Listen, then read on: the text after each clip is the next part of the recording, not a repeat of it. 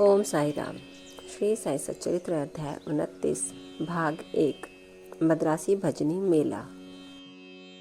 लगभग सन 1916 में एक मद्रासी भजन मंडली पवित्र काशी की तीर्थ यात्रा पर निकली। उस मंडली में एक पुरुष, उनकी स्त्री, पुत्री और साली थी। अभाग्यवश उनके नाम यहाँ नहीं दिए जा रहे हैं। मार्ग में कहीं उनको सुनने में आया कि अहमदनगर के कोपर गांव तालुके के शिरडी ग्राम में श्री साईं बाबा नामक एक महान संत रहते हैं जो बहुत दयालु और पहुँचे हुए हैं। वे उदार हृदय और अहेतुक कृपा सिंधु हैं। यदि कोई कलाकार वहां जाकर अपनी कला का प्रदर्शन करता है तो उसे भी पुरस्कार मिलता है। प्रतिदिन दक्षिणा में बाबा के पास बहुत रुपए इकट्ठा हो जाया करते थे। इन रुपयों में से वे नित्य 1 रुपया भक्त कोंडाजी की 3 वर्षीय कन्या अमनी को, किसी को 2 रुपये से 5 रुपये तक, 6 रुपये अमनी की माँ जमली को और 10 रुपये से 20 रुपये तक और कभी 50 रुपये भी अपनी इच्छा अनुसार अन्य भक्तों को दिया करते थे। यह सुनकर मंडली शिरडी आकर रुकी। मंडली बहुत सुंदर भजन और गायन किया करती थी, परंतु उनका भीतरी ध्येय तो द्रव्योपार्जन ही था।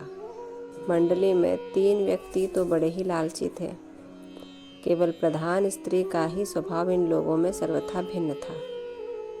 उसके हृदय में बाबा के प्रति श्रद्धा और विश्वास देखकर बाबा प्रसन्न हो गए। बाबा ने उसे उसके इष्ट के रूप में दर्शन दिए और केवल उसे ही बाबा सीतानाथ के रूप में दिखलाई दिए, जबकि अन्य उपस्थित लोगों को सामान्य अपने प्रिय इष्ट के दर्शन पाकर वो द्रवित हो गई तथा उसका कंठ रुंध गया और आंखों से अश्रुधारा बहने लगी। तभी प्रेमोन्मत्त हो वो ताली बजाने लगी। उसको इस प्रकार आनंदित देख लोगों को कौतूहल सा होने लगा, परंतु कारण किसी को भी ज्ञात न था।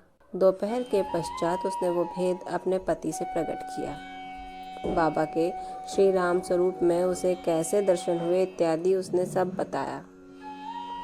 पति ने सोचा कि मेरी स्त्री बहुत भोली और भावुक है, अतः इसे राम का दर्शन होना एक मानसिक विकार के अतिरिक्त और कुछ भी नहीं है।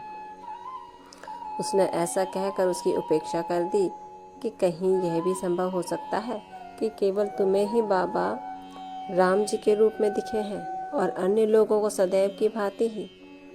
स्त्री ने कोई प्रतिवाद ना किया, क्योंकि उसे राम के दर्शन जिस प्रकार उस समय हुए थे वैसे ही अब भी हो रहे थे। उसका मन शांत और स्थिर और संतृप्त हो चुका था। ओम साई राम।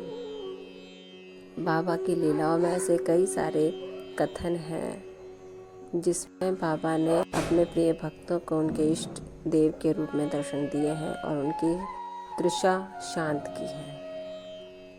अब इस घटना में आगे क्या हुआ, इसका अध्याय हम कल अगले अंश भाग 2 में आश्चर्यजनक दर्शन में अध्ययन करेंगे। तब तक ओम साई राम। बाबा आप सब पर कृपा रखें, आपको आशीर्वाद दें और कष्टों से दूर रखें। ओम साई राम।